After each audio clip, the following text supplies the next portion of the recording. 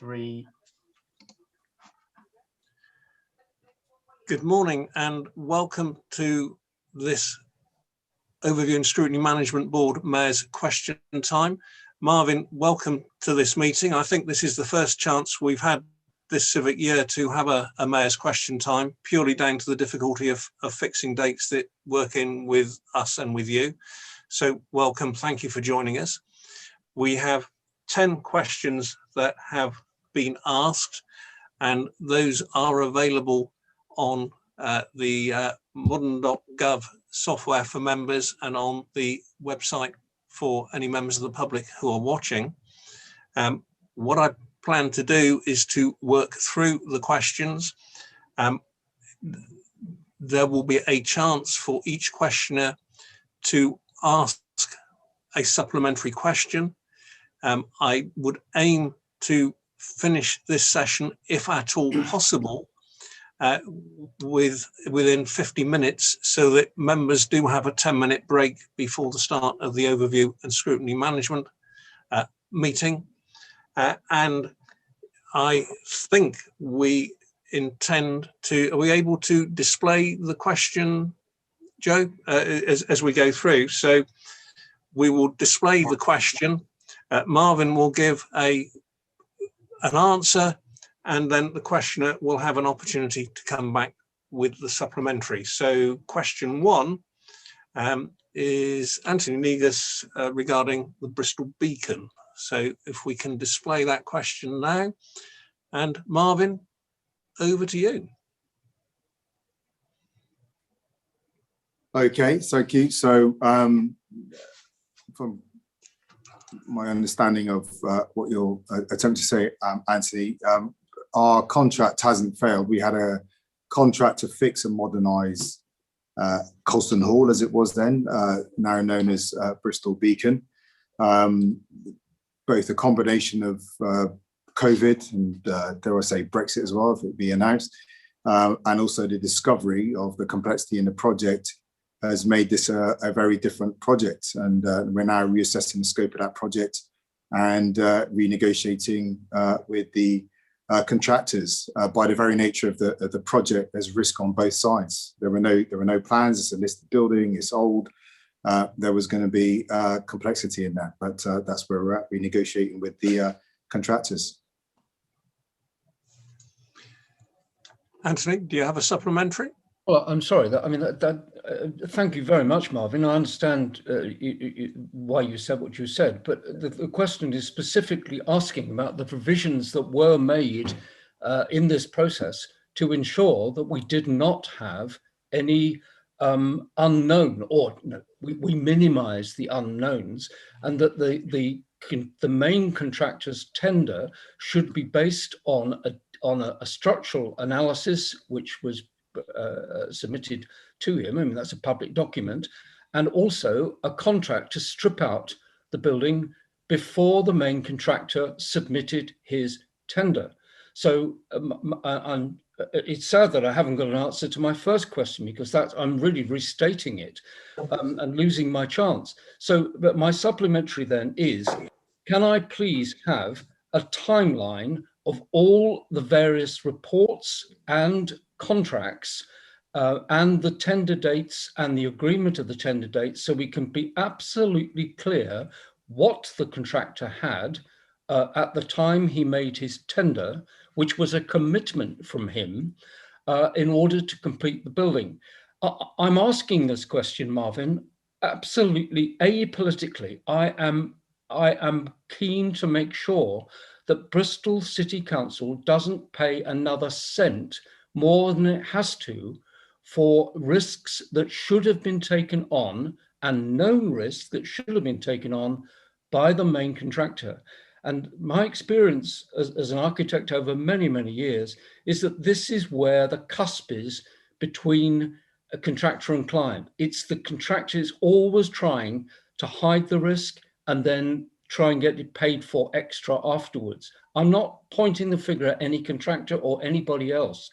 I simply want clarity to make sure that we're all absolutely certain that we're not paying any more for this any more risk that should have been discovered and factored into the tender. And I'm passionate about this. I think we're getting this. Can you come to a conclusion, That's please? it. I think we're getting this wrong. Can I please have that very detailed timeline so that we can understand how this process worked to our best advantage? You can, Anthony, you can have all the information you have a right to have, and obviously that's by talking to Mike and the team. That's not a problem. You can have that information. In terms of getting the best value for Bristol people, if that's your position, we're in the same place, and that's why we're negotiating with the company now. But by definition, being a man of with a professional background in this area yourself, as you've shared, you'll know too that there were some risks that weren't known, and there was going to be risk on all sides with this project. It's an old building. There were no plans. There is a fundamental question that we ask ourselves too, which is, is anyone prepared to say we should not be doing the work on Colston Hall? I guess that's, should it not have been, should we not have, well, I'm not asking you the question, I'm just saying it's something that we worked through when we were thinking about this. It was I mean, interestingly, and I think there is some context to this, the go, no-go options was brought to me during my very first week after being elected, which I think is quite remarkable, because it says to me it's such a decision of profound significance and symbolism to Bristol's cultural offer and city centre to be with me during the first week, and it didn't just come out of the air during that first week. So clearly there must have been conversations happening before I was in, but those decisions were not made. But that no-go decision brought to me during my first week with all sorts of warnings about the financial penalties that come into effect around the Arts Council, that money that was allocated to the redevelopment of that building, Bristol Music Trust, if we did not go ahead, put us on that train track, put us on that locomotive. So I think as well as in and of ourselves thinking that you cannot afford to have an undeveloped or closed Colston Hall in the middle of the city, the financial penalties around not going ahead with that had been set in train a long time before. But once you have crossed that line and faced up to the reality of the need to go ahead with that redevelopment of Colston Hall, then you're on that track of saying, okay, well, how much can we possibly know at the front end? But then recognizing that as soon as you begin to pull the curtains back and lift up the floorboards, there were going to be things that weren't anticipated, and were going to bring additional risk to the council, and that's what's now revealed itself to us. Thank you, Marvin. We move on to question 2. Anthony, your second question and Marvin's response. So I think this is about displacement of traffic. Am I just to understand you right, Anthony? Yeah, it is. Sure. Okay. So first off, with the CAS-D option that we'll be bringing to Cabinet, what the modelling shows us is that there is no road in the city that will become non-compliant as a result of the changes it brings. And what we are also doing is is driving forward with the, well, not a good image, I suppose, but driving forward with the rollout of livable neighbourhoods around the CAS zone as well. And any financial surplus that comes from the CAS will be put into livable neighbourhoods. But having said that, I will just share points we made to government during the work on the CAS. And at the time, we were getting a lot of stick, for not meeting government deadlines in the process and so forth. And our point repeatedly, which sometimes landed and sometimes was accidentally misunderstood, was that this is a really blunt instrument. And our point to government was this blunt instrument can have unintended consequences: displacement, impact on household incomes and businesses. And I actually spent half an hour with a St. Philip's-based business this morning who's very concerned about the CAS, and we were talking about what we're doing to support the transition through this. So we've had those conversations with government. but it is off the shelf. It's what we've got. It's where the modelling takes us. But I'm sure you'll be pleased to know that by pursuing this option, we've brought compliance forward from 2028-29 to 2023. Yeah, I'm aware of that. And, you know, I've been going along with this for a very long time. And I actually supported the road closure option, which we all tried to make work. And I was very keen on making that work. And unfortunately, we couldn't. So my supplementary is since we know that there are going to be problems, and we've discussed it with officers, we've even discussed it with you in the past, we've known for over 2 years that we're going to have displacement problems, which is heavy vehicles on unsuitable roads, migrating pollution outwards from the centre, not to dangerous levels, but certainly to much worse levels than we've been used to so far. We've known about that. The officer's response was then, we can't know what we're going to do until we know what the answer is in terms of the zone. The zone is now pretty well, you know, it's going to be a rubber stamp. Anthony, can you be so my point is, what measures can we be taking? What design work is already going on to make sure that the roads outside the centre where traffic will be diverted to are in a state for safety and health terms, in terms of making sure this problem does not migrate? It's a very serious issue. So I've just come off a call with the National Committee on Climate Change, which is about government not coming up with adequate finance to support the consequences of what we have to do, the measures we have to take on climate change as well. And JACU are only interested in the legal case being brought by Client Earth. They have not stepped up, and a number of the schemes that we've brought forward to deal with the unintended consequences of the clean air zone that we've brought to them, they said they're not going to fund. And our road network is one of those. What I would also say is, I've talked about the rollout of livable neighbourhoods, but there's a couple of other things. We do need to be careful about creating the idea that the clean air zone will just lead to this deluge of cars and so forth on surrounding roads. 75% of the vehicles in the city are actually compliant and will be able to go through the clean air zone. So remember, it's petrol vehicles 2005 onwards, diesel 2016 onwards. So actually that pulls in quite a number, and we're also looking at the mitigations that we can put in place. So there'll be a year for businesses, for example, to transition as well. And it's during that transition time as well that we'll be able to bring about more measures and make the case for more of the interventions we make to support the smooth transition. But, I agree, this is a blunt instrument. One of the reasons it's so blunt is because for decades, the country has not supported the transition to quality public transport and alternatives to private cars, and now being caught out on the last minute with a threat of court action. Everything has to be done in a hurry, and that makes it very difficult for us. Okay, thank you, Marvin. And move on to John Galendris and question 3 and question 4. Marvin, would you, well, first of all, welcome. John is the only member outside of OSM who's tabled a question. Marvin, would you like to respond to both questions 3 and 4, and then I'll take John's supplementaries? Yeah, thanks, John. So this is about the Portway being included in the clean air zone. We had a good chat with Business West about this just the other day, John. So, as I said, it is a blunt instrument. We've got this legal directive that actually sits beyond government as well, by the way. We're both on the receiving end of it, to reach compliance in the shortest possible time. The model that we have used, which is obviously a government model, requires the Portway to be included. If the Portway is taken out of the clean air zone, that puts compliance back by a year.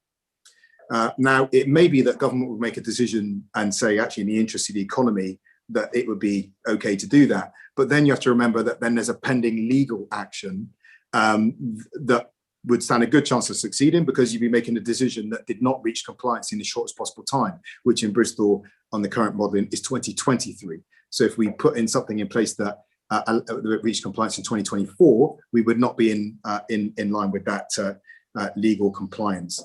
It's also just for understanding. We're trying to make sure people understand as well. The clean air zone is not just about where existing vehicles travel. It's also about incentivizing the transition to compliant vehicles, newer vehicles, cleaner vehicles as well. So as I said, that's really important because it's kind of it's often something that's missed in the understanding of what the clean air zone actually does. But I recognize that it brings challenges. Again, we say it's a blunt instrument. Thank you for that, Marvin. I wonder if the gentle pushback then to government might be that the Portway obviously is a main arterial route which links the M5 to the airport, for example. So if cars come off the Portway into the city centre, yes, they should be charged. Of course, they should be charged. But if they're simply using it as an arterial route, I wonder if it's possible to tweak the CAS so that if they're not coming into the city centre, they don't get charged just for using that bit of the Portway. I don't know whether that's possible, whether we can push back to government. So, and again, I'm going to be, having said they got a blunt instrument, and our frustration with it being a very single issue approach. For example, Jackie not talking to the Department of Health for the consequences for the BRI hospital and so forth. Having said that, being fair to government, I think their concern is that if they do anything to delay compliance, they will then be on the receiving end of legal action themselves. So I guess they'll be feeling, oh, well, we haven't got much room for manoeuvre here. We will be pursuing we're pursuing a whole collection of mitigations that we'll be negotiating with JACU over the summer and will be included in our papers as well. And that means, for example, people on £24,000 a year and below, being able to, if they're working in the centre, being able to drive into the centre, for example, a loan scheme to help people transition their vehicles as well. We made these cases to Michael Gove. I would actually say myself, Andy, which actually this was before it was all in the headlines, Andy Burnham, Andy Street, all met with Michael Gove, Sadiq Khan up in London. And we are making the point about clean air and asked him for a whole series of financial supports to help us transition. He said that's not an option. It's not going to be available to you. So we said, well, that's going to really undermine our ability to deliver. The scheme, though, John, is one of the points of the scheme is to capture enough vehicles within the scheme to drive behaviour change. That, again, it's not just about flow, it's about driving behaviour change, the change in vehicles. If it doesn't capture those vehicles and drive that behaviour change, the date by which we become compliant moves back. And so we're always beholden to that legal challenge, which is a moral challenge as well. We need clean air, right? But the legal challenge is there as well. So it's a challenge for us. I think the solution is, to be honest, I think the solutions for us is going to be in the mitigations rather than in the boundaries of the clean air zone, because I don't think government will be willing to move those. Okay, thank you. Marvin, did you respond to question 4? Oh, sorry, I thought that was it. Sorry, if Bristol supposed to... It's more about sort of what I'm trying to say in the second Oh question. yeah. Now we have raised open fires and wood burners. I will say I did raise it with a well-known campaign organisation on the environment. I said, "Are you going to say anything about wood burners?" And they said, "No, we don't want to tell people how to live." And I said, "Is that because?" I said, "Is that because a lot of your supporters live in St Wilbur's with wood burners?" So no, we across the core cities actually, with this growing fashion for wood burners and so forth, we have been sharing with government that we want more support so that we have both the legislative space, but also backing for the enforcement that we'll need to take action around this area. I mean, I walked home. I live in Easton the other day.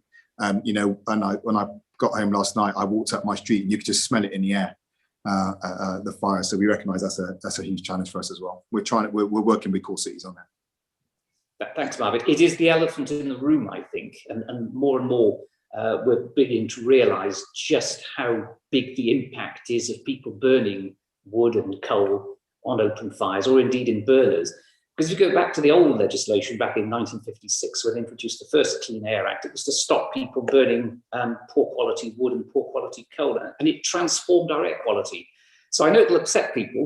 So there is no supplementary other than I'm glad you're on board.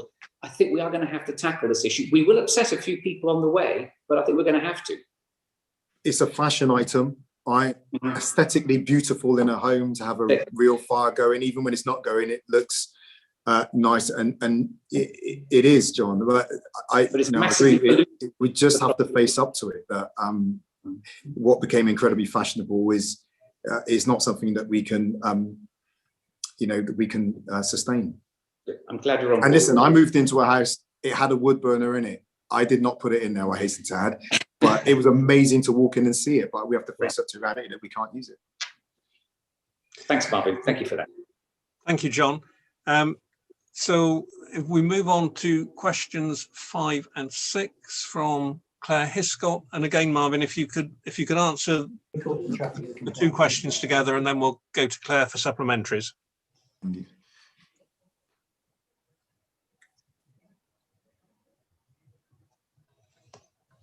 So the initial budget for this was set before the discovery phase and before COVID. So we had that initial indication of costs then. But since that time, both the consequences of COVID and Brexit in and of themselves have led to increased costs. But also, obviously, as the work has started and we've discovered more and more about the building, the costs begin to increase. We had a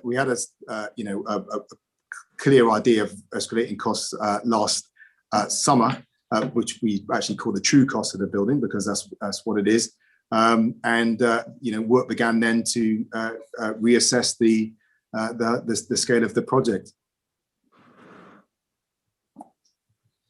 Okay, do you want to answer the second question, or do you want me to come back with my supplementary on that?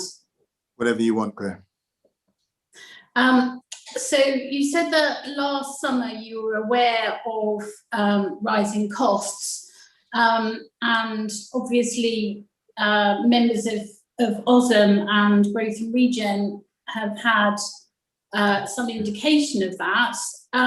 So obviously those rising costs are from last summer, and that you were due to go to Cabinet this week to discuss those costs and the finances required. Can you explain why then you took that item off of Cabinet? Because it seems that obviously rising costs from last summer, that's quite a long time, and I'm rather worried about the delays to the continuation of the project. Because we're negotiating with a contractor. The discovery of empty pillars, Elizabethan wells, and so forth in a complex project is a challenge, and we're negotiating, trying to get the best deal for Bristol. That's why the paper's not there, because we haven't finalised those negotiations yet. But we were pretty sure of them last week. What changed? What changed in the few days between the information to OSM councillors and that Friday when you pulled it? What changed? we have an indication, but we need to finalise the contract. It's not just the absolute numbers, as it were. It's what's the contract that will surround the work on that project. And going back to the first point that Anthony raised, where's the risk going to be distributed within those numbers, and the potential for more complexity being revealed as the project goes forward. Okay, thank you. If you could answer the second question, because obviously you've been in charge of this project now for 5 years. So it would be good to have some specific dates in that answer, please. Thank you. So the roof was removed as part of the construction programme between 13th of August in 2019 and the 21st of January. It was authorised by the Cabinet paper in May 18, with delegated authority given to the Exec Director of Growth and Regen and the Head of Legal and Section 151. But taking off the roof is a key part of any regeneration project like this. Okay, that's really helpful. So my final supplementary, which is quite easy to answer, is when will you bring those figures of the costs to Cabinet and therefore to the public domain, so that we can ensure that the public is aware of the costs the city will bear, and to guarantee that there is no delay to the continuation and completion of this building? As soon as the contract is negotiated. It's a sensitive negotiation, obviously, and we've got to get the best interest for Bristol. But I'm sure I have no need to be concerned because of the quality of debate we do engage in as an authority. But what I would say is, again, there's a broad context here for this. Should we, Colston Hall is well, Bristol Beacon as it is now. People failed to make a decision about it. Rather than fixing the actual main building a number of years ago, we built a big gold extension on the side. I mean, to me, with all due respect, that's not the question I've asked you. Okay, can I can answer the question the way I answer it. I think I gave you the answer at the front end. I said we'd come back when the contract was negotiated. So that's the answer. And then what I'm doing is I'm supplementing. Well, that's up to the chair. I'm not chairing. Claire, let Marvin speak.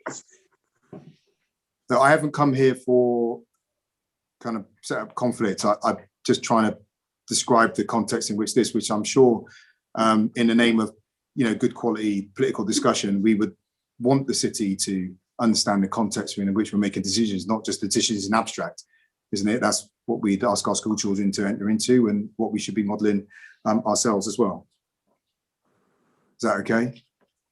I don't have a date as to when you're going to bring it, and I don't have an understanding that there'll be no delay to the project. Well, I said it's when the contract is negotiated, and we'll negotiate the contract until we get the best possible deal for the city.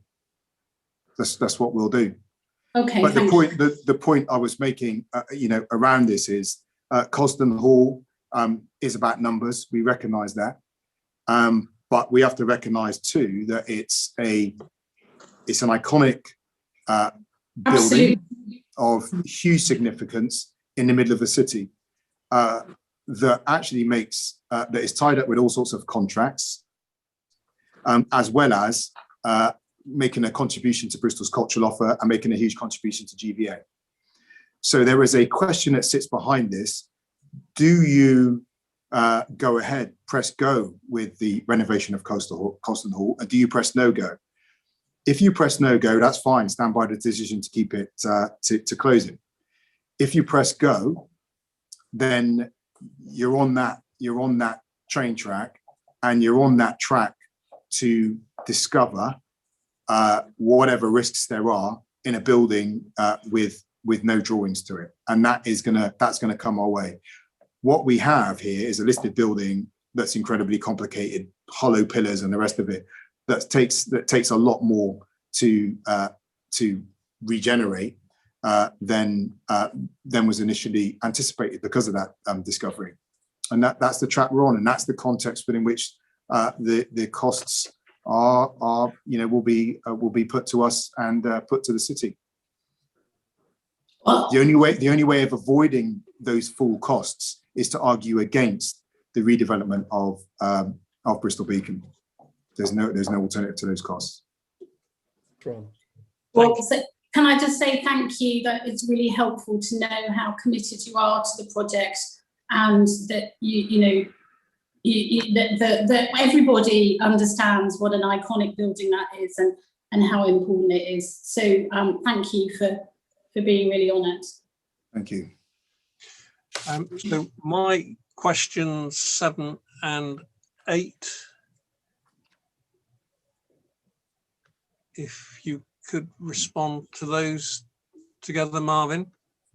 Yeah, thanks, Jeff. So the date aware of the additional structural problems. So it's a gradual accumulation of issues between September 2019 and spring 2020. and on the steps taken to mitigate or reduce these extra costs. So we did put more into, we enhanced the project resource to meet the challenges of the project with expertise in delivery of challenging on a large scale historic construction project like this, a real heritage challenge. A full review has been carried out to re-baseline the project scope and develop a clearer understanding of the new project cost and duration. So essentially the project has been taken apart back to its chassis and rebuilt with a full knowledge of the issues and challenges inherent in it. So, Marvin, what I'm sort of trying to understand, and thank you for those answers, but I don't understand what happened between 7 o'clock on the Wednesday evening when the OSM papers were published with the Bristol Beacon scheduled as an item for discussion, and 11 o'clock the next night when the Cabinet papers were published with the Bristol Beacon removed from it. How in the space of 28 hours did a paper that was going to be debated get withdrawn? Well, we have an indication. We have an indication of the costs that were coming to us that we're sharing with you. What we've needed to do is pin down the contract, and we've needed a bit more time to finalise that to make sure we get the best deal for the city, and that's what we've taken. So I understand that, but it's a really strange situation where everyone sat in on this meeting, I believe, is privy to the figures, but we are not allowed to discuss it in public. And that seems a very strange way to operate. And then if my second supplementary can be from an administrative point of view of OSM, I had been led to believe once it was pulled that it was coming to the Cabinet meeting on the 9th of March and that we should be able to bring the paper to our next OSM meeting. I want to know whether I can plan to put that on the agenda for our next OSM meeting, or whether you are telling me it will not be available for that meeting as well. Jeff, there's two questions there. But on the first one about sharing information in the public domain, that's not about us, that's about the city negotiating with the contractors to make sure we get the best possible contract for us. So that's it. We, just like we've talked about in another forum, enter into a negotiation with a private company and putting all your stuff in a public domain does not necessarily give you the best negotiating position.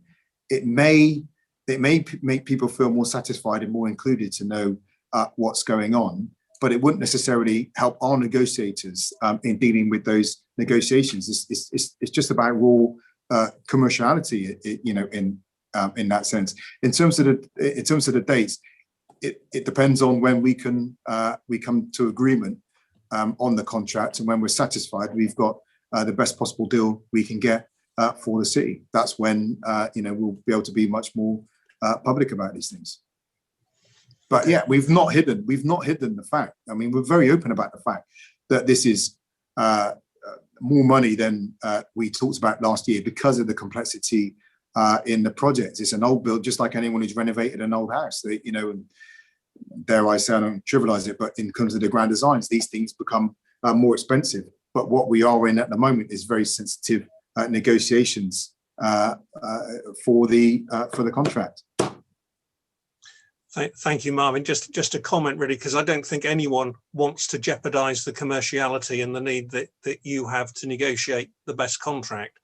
But on the other hand, there becomes a time when the significance of the sum of money is such that there is potentially a public interest that needs to be met. And I recognise we all have a challenge of how to get that balance right. It is, and it's what we've said about Bristol Energy. There is an inherent challenge for us in local government. I would say national government as well, but we won't go there. But in local government, in being in commercial arrangements and commercial situations as an organisation that must be and is committed to transparency. By definition, many of those negotiations require a deal of sensitivity and strategy that's not served by by putting our strategy out in the public domain before we've entered into those negotiations. We recognise those tensions, and as the former deputy mayor and head of finance, I'm sure you were in plenty of scenarios like that. Indeed. Thank you, Marvin. We'll move on to questions 9 and 10, which is Paula's questions. I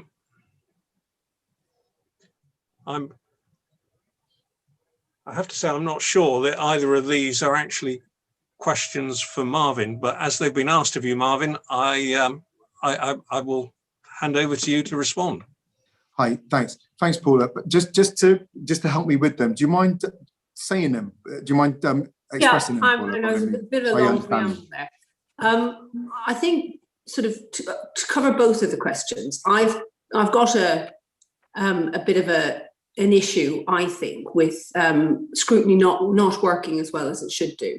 So the first question uses two examples to illustrate where I think that there should be greater scrutiny of policy decisions, which is something, you take a year or so before something actually comes to a cabinet paper, and also pre-decision scrutiny. And I've sort of deduced that the way pre-decision scrutiny and policy scrutiny works is if you've got cabinet members and officers who of their own volition think that it should go to scrutiny, that's a bit ad hoc. So we've got an example with the FM contract where it didn't come to any scrutiny, and that resulted in the fact then that people are being asked to comment and make decisions and say things about matters that they don't really have enough oversight of. And I think that's something that if that had come to scrutiny, that would have resolved itself. And it's something that there needs to be oversight of, because that's a major policy decision. And I've used an example of on the matter of Temple Quarter, that's good. That's an example of something that's really beneficial for the city, because it means that members can have input into policy decisions. So I've got two questions really. So the first question is about this ad hoc system of the way things are managed pre-scrutiny wise. And then the second question essentially is the one I'm asking if you would recommend that. I know that there's a working group being set up to overview the Grant Thornton recommendations, but I assert that that's not sufficient, because it's really, they were looking at a post-scrutiny document, and so because that was value for money and there were limitations on that report. And I think that we would really benefit from a more holistic review, so that we actually look at the decision pathway, so that we're not reliant on cabinet members deciding that something needs to come to scrutiny. I mean, maybe I'm wrong. Correct me if I'm wrong. If I don't, Paula, can you come to a conclusion, because you're eating up most of your time allocation? Well, Marvin did ask me just to sort of go over them, so I have sort of put them into words, which hopefully make it easier. So essentially, what I'm looking for, ultimately, what I would think is a good idea is to recommend that the cross-party working group that's going to be set up to look at the Grant Thornton recommendations broadens its horizons and looks at policy scrutiny and pre-decision scrutiny to make that work better. Thanks. So I think there's and I would welcome it actually, and I will say, Paul, I think, if I can just say, I think the way you've approached issues in the city is with absolute authenticity, and I take that. So I think actually there is space for a good conversation here about scrutiny and democracy and transparency and what they all mean by that. And I think there's a use of words, and then we've got to dig behind them to what they mean. But if I just run through a few things, and then I might put a question in there, but then you could push back to me as well, if that's okay, right? So first off, we would say that we did give scrutiny opportunity to review and redesign at the beginning. itself, and what came out of it is what came out of it. I didn't design Scrutiny, and in that sense, Scrutiny, as I keep saying, sets its own work agenda. I think one of the things that certainly when I was working at the authority as the director of the LSP, and then when I came back to work in public health in 2013, one of the challenges, well, more so the first incarnation of Scrutiny, was that officers just viewed Scrutiny as politicians pulling officers in front of them and trying to ask them tricky questions. There was nothing creative about the process. And my sense is that when we talk about pre-scrutiny, part of it's been about not just chasing after decisions and questioning decisions, but about generating policy and generating ideas in the first instance. That question about whether cabinet does or does not decide on what comes to policy. One is, again, I would, if that's your experience, that's your experience, but I would question it because Scrutiny decides what it does. But actually, that is a relationship in which Scrutiny has set itself up not to have discussions about policy areas, digital exclusion, peer poverty, whatever, and generate stuff. It has said we are here to question the administration.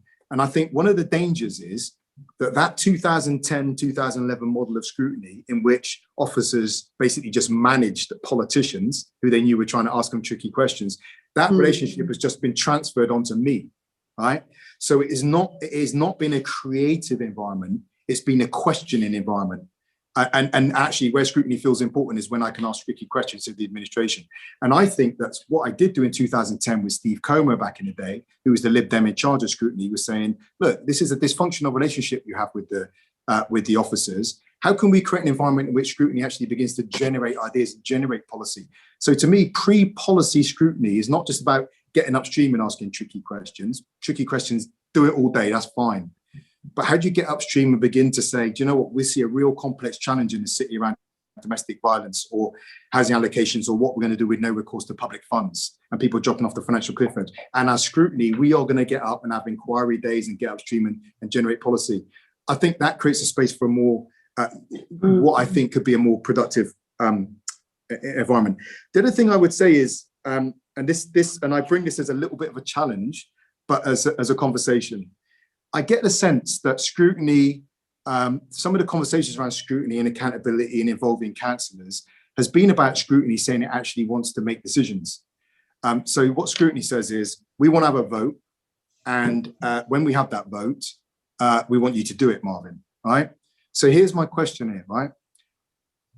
I think there'd be a principle that democracy requires transparency and accountability, right? If Scrutiny is going to go down the path of making decisions that I have to implement, we have to talk about the council constitution. Where is Scrutiny going to be scrutinised and held accountable? Where is Scrutiny going to be made visible? And I don't just mean Scrutiny as some impersonal abstract body that no one knows who sits on it, right? Where individual councillors who make decisions, who want to make decisions in Scrutiny that the city has to implement for 500,000 people, are then going to be in the public domain taking accountability for their decisions. Let me give you an example. If I had gone ahead with what so many councillors wanted to do and borrowed £160 million and built an arena on Temple Island, and we were in possession right now of an arena that probably would have come in at £200 million, and it was empty right now because it couldn't open in the middle of a pandemic. We were making debt repayments on it, but we couldn't find an operator. And there'd been a vote, and I had to do that, borrow that money and build that. Who would be accountable for that today? Where is the structures that would have said, actually, it wasn't Marvin that made that decision. It was a group of councillors who said that you have to go ahead with that deal, Marvin. No, it would have been me. So if Scrutiny is going to make that quest to become a governance and begin to make those decisions, what it also has to do is make sure it's putting in place the structures that allow Scrutiny to be visible and accountable. The other point I would make there is that any political position in the city that is going to make decisions that run into the hundreds of millions of pounds of consequences for 500,000 people, we have to ask how that committee is appointed, right? So for me, whatever you think about the Mayoral model, I'm directly elected, I'm visible, directly elected. You can get rid of me in 4 years if you don't like me, right? How is Scrutiny appointed? So if Scrutiny is going to step into a governance position and make decisions about people, You have to ask questions about, well, is it just 5 people in a room that make a decision on who sits on scrutiny? Is that a democratic way to appoint people to positions in which they make decisions that shape the movement of hundreds of millions of pounds worth of regeneration and shape 500,000 people's lives? So I think there's a lot of digging needs to be happen around what we think about scrutiny and its role and how it stands up. Marvin, can I interrupt you there, because we're going to have to come to a close very shortly. I think that would be a fascinating discussion for us to carry on at some later date. I will just give a personal opinion that I do not for one moment think that scrutiny should be making the decision. And I have never thought that, and I recognise that the elected mayor, and that's you, is in the position to make those decisions. Scrutiny is in a position to challenge and comment and can have an opinion, but there is never a question in my mind, and I'm not aware from anybody in scrutiny who thinks that they should be making the decision. We recognise that is. No, and if I could just, since it was my so question, Paula, you have an opportunity for a very brief supplementary, but you've already had much longer than any of the other questioners. So sorry, that's my fault. That's not Paula's. I can stay on. That was probably my fault. So let me. I don't want to steal. No, you can stay on, Marvin. But we've got another meeting that we've got to prepare for in sort of in 12 minutes time. So Paula. Well, all I wanted to say really was that, I suppose, I see it as a lot less adversarial. What I'm all about is making this better. And if I go back to the example that I put in there about the FM contract, it's not about making decisions. It's about understanding if the processes were followed correctly. And because there's been no scrutiny of the policy decision, I wasn't, when I was on the HR committee, wasn't able to verify my own standing point on it, because I didn't know what had happened. If that was a policy decision that had come to scrutiny and members have been able to see, not a question of being able to make judgments, say yes you can, no you can't. It's about the processes and establishing that the processes were done correctly, and that's the role of scrutiny. And I think actually, the whole point, the fact is that we're sort of talking about different terminologies here, so that illustrates the point that we do really need a root and branch reassessment of how to make scrutiny better. I say all the time that the city is moving very quickly. The processes, the commercialisation, lots of things are happening, and democracy needs to catch up with that. It can't get left behind. And that's why ultimately I want this cross-party group who look at the recommendations to broaden their remit. That's what I'm asking for, and if I'm on that committee, I'll continue to ask for it, and maybe we'll have to take it outside this meeting, but I'm happy to do that. Thank you for the answers, Mark. No, I really welcome Jeff always thinks I'm too long-winded. He's always trying to close me down. I don't know why. There you go. I think it's really important discussing. So I just say a few things. One is partly that's about the relationship between different council groups, right? So it didn't go to scrutiny, it went to HR. And we've actually delayed it now, so scrutiny can have a look at it. So we're fine about that. But what's the relationship between scrutiny and HR committee where decisions are made? And I would actually say as well, I'm in an interesting position of HR committee ultimately making decisions about who's in my top team as well. So there are many things going on. I think the point you make about the city moving fast is true. And it's the point I made a little bit last night. In many ways, the city, as a modern city, outgrew Bristol City Council, right? And its old ways of working. Anonymous committees, not making decisions, couldn't make decisions on mass transit and so forth, right? That we now desperately need. Now, I would suggest, actually, that the anonymity of decision-making was the biggest threat to democracy. Look at what's happened in Croydon. The government, in the face of the financial mess that Croydon has found itself in, has actually said you need to go for a mayoral model. Why? Because then political leadership becomes visible. It's the anonymity of decision making that is actually the bigger threat to democracy, that no one knows who's failed to do stuff. So I think that the mayoral model is a way of bringing democracy. What we need to make sure is that the culture and the skills across the chamber are up to speed with what they need to be in the face of a modern city and the mayoral model. One of the biggest mistakes made, and I said this in 2012, was you just take a mayor, stick them on the old council, and they expect everything just to continue as though it was a leader model. It's a different kind of political model, and we're still going through that adjustment at the moment. But the visibility of leadership has been key to accountability, and that's what we have now. Right, I'm going to bring this to a conclusion.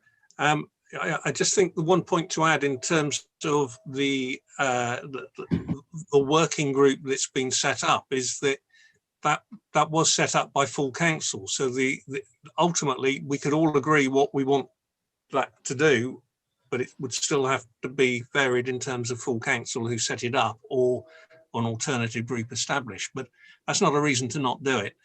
Marvin, can I thank you for spending an hour with us? Really appreciated, and recognise those were difficult questions, and you've responded and engaged with us, and we welcome that and hope we will have the opportunity to repeat it. And I hope you recognise it is intended to be in a constructive vein, because simply asking questions for the sake of it is not actually going to achieve anything for us or for you. So thank you again for spending the time with us. Members, thank you for your time. For members of OSM, we will reconvene in 7 minutes time. So we have a brief comfort break now. Thank you. I declare this meeting closed. Thanks for having me. Take care. Thank you, Marvin.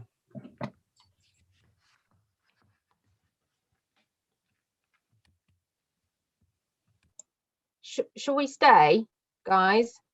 I need to go to the toilet and I haven't had any food today. I'm going to get hungry in a minute and then you'll all be sorry. Oh, yes. Okay, we don't want that.